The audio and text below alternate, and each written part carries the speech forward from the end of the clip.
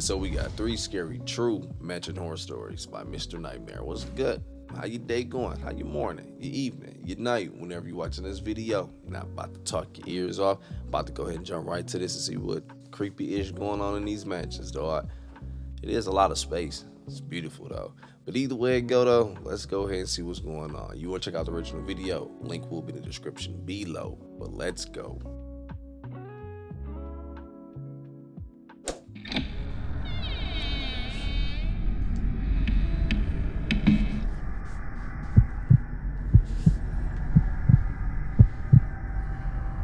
There's this abandoned mansion in Toronto that came up in a group chat among my friends.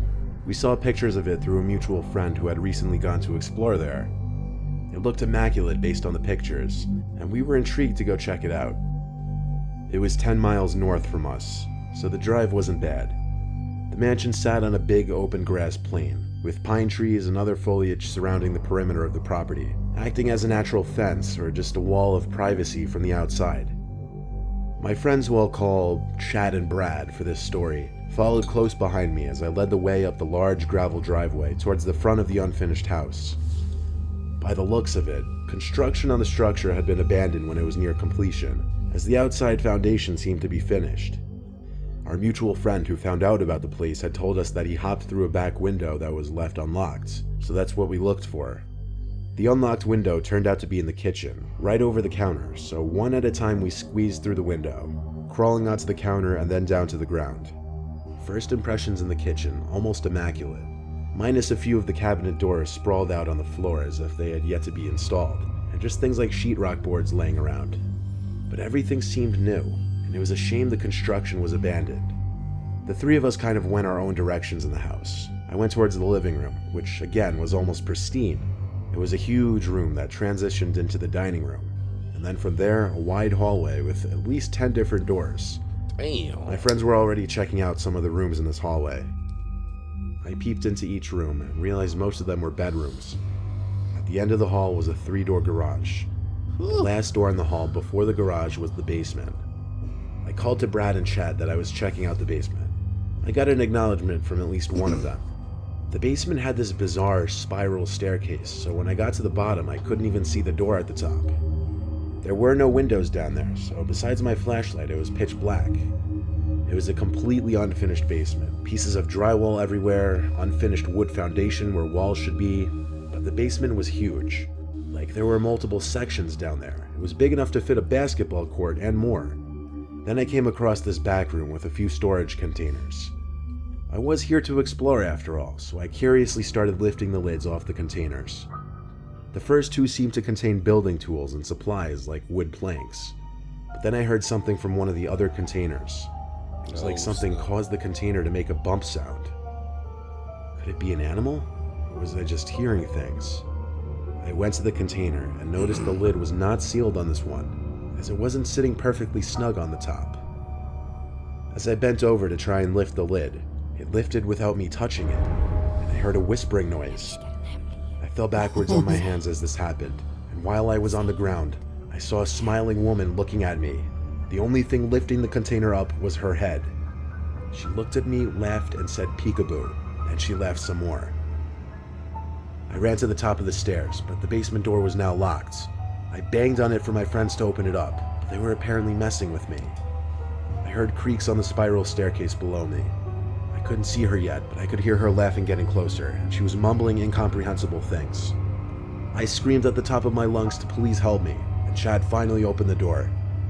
I ran out and looked back for half a second, greeted by this ghostly, skinny figure of this pale woman looking up at me, almost at the top step.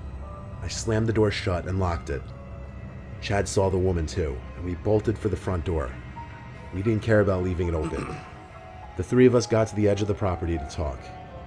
After an hour of just sitting in my car thinking and talking, I agreed to go back inside and unlock the basement door.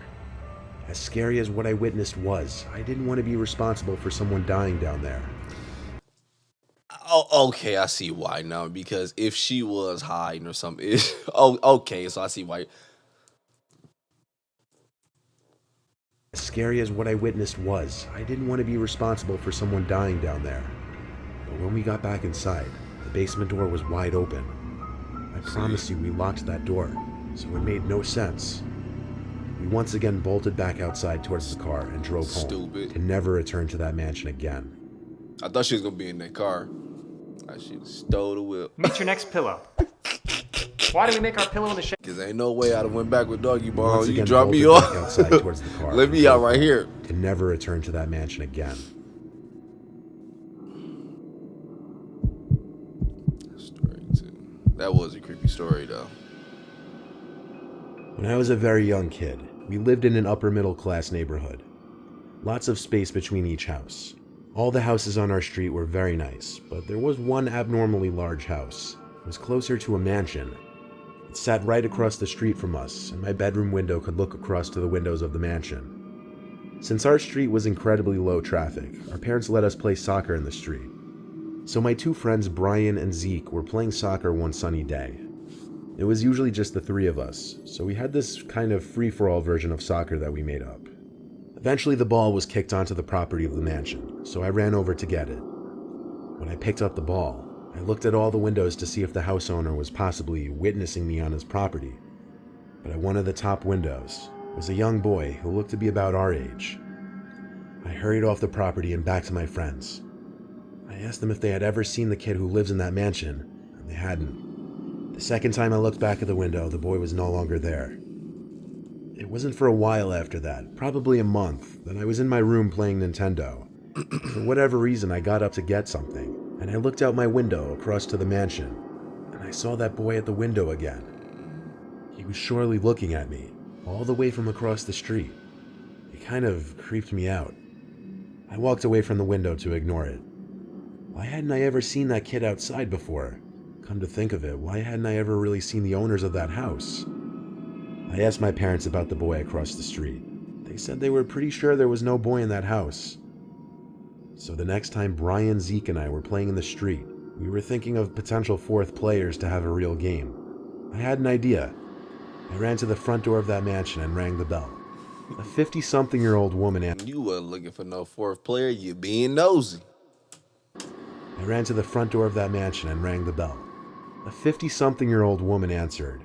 I asked if her son wanted to play soccer with us. She looked at me puzzled and said, "What son?" I replied, "The boy who was always at the upstairs window." I can't describe the look on her face besides shock and fear.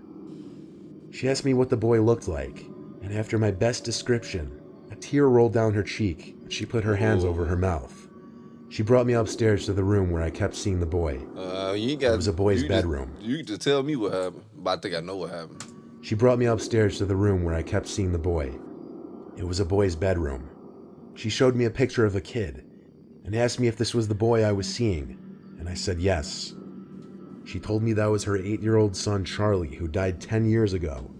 That woman living there had been alone ever since she I told y'all, ghost names, spirit names, it's always Charlie. Always. I don't get it, dog. son Charlie, who died 10 years ago. That woman living there had been alone ever since she lost her son and husband. She believed what I said because I nor my parents would have ever had any way of knowing about her son. She didn't tell me or my parents what happened to her husband or son. As sad as this all was, it was still horrifying. There was one other time I saw the boy. I was in my room, months later, and I looked out my window to the woman's mansion across the street. There he was again, at the upstairs window. I could tell he was looking at me. I shut my blind with force and tried to forget about it. It still sends shivers up my spine when I think back on it.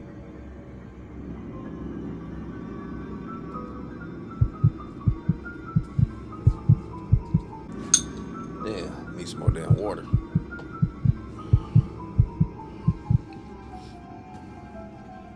I was once hired to house sit for a friend of a family friend who was going away for a week.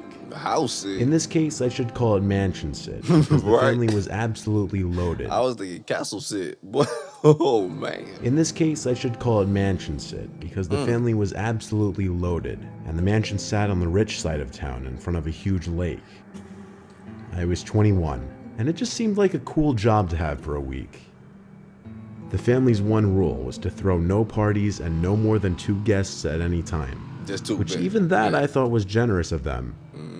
The father's name was Benjamin, and that's the only name you'll need to know.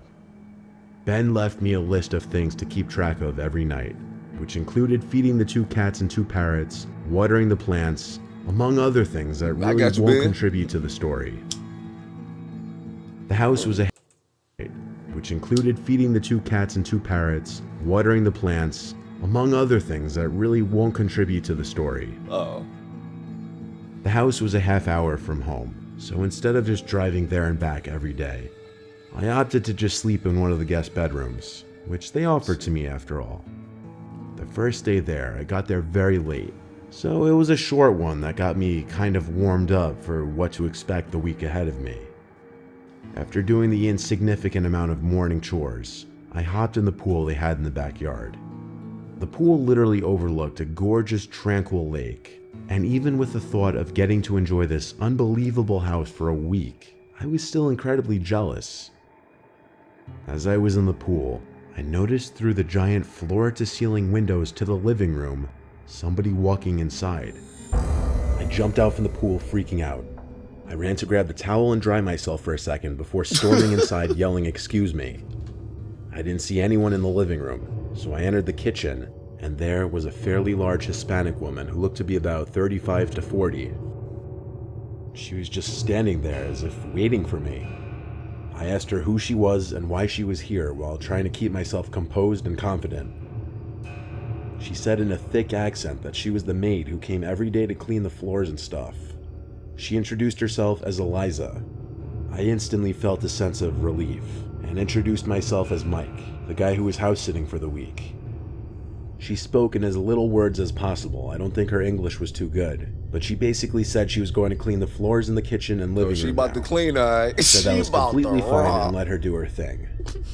I asked her how she got in the house, and she said she had her own copy of the key. So that was that. I went back out to the pool for a little longer to let her do her thing. When I got out from the pool, I dried up and took a shower. After my shower, I fed the animals again. The parrots were easier than Like, damn, where the TV's at? Eliza be cleaning her ass off. the shower. What? Stop playing, After man. my What's shower, about to I fed the happen? animals again. The parrots were easier than the cats, surprisingly. I didn't see the maid again, but I didn't really want to get in her way and have awkward small talk with someone who could barely speak English anyway. I had a couple friends over that night because everyone was eager to see the place, but I respected their rules of only 2 guests at a time. I got 5 niggas over there. I said, hey, don't touch my shit. I just bought all this like 2 days ago. This light.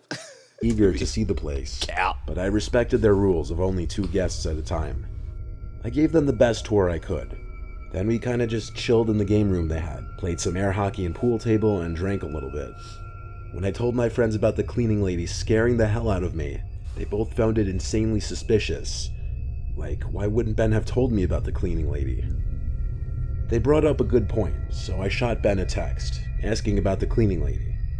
Goofy. He didn't answer right away, and I didn't want to call. My friends wanted to sleep over, but I didn't want to push it. I had no idea if they had cameras in the house or not. So they left, and quickly after I started getting myself ready to lay down in bed. At some point I got a text back from Ben, apologizing for taking so long, and then asking what cleaning lady, with 2 question marks and an exclamation point. I typed back, Eliza, the Hispanic woman who came by and claimed she was the cleaning lady. That's when Ben called me with a concerned voice. He got more details from me after telling me there was no cleaning lady. That was the whole reason they hired me. I felt like I had been taken for a fool, but more importantly, I was terrified that I may not have been in that house alone at that very moment.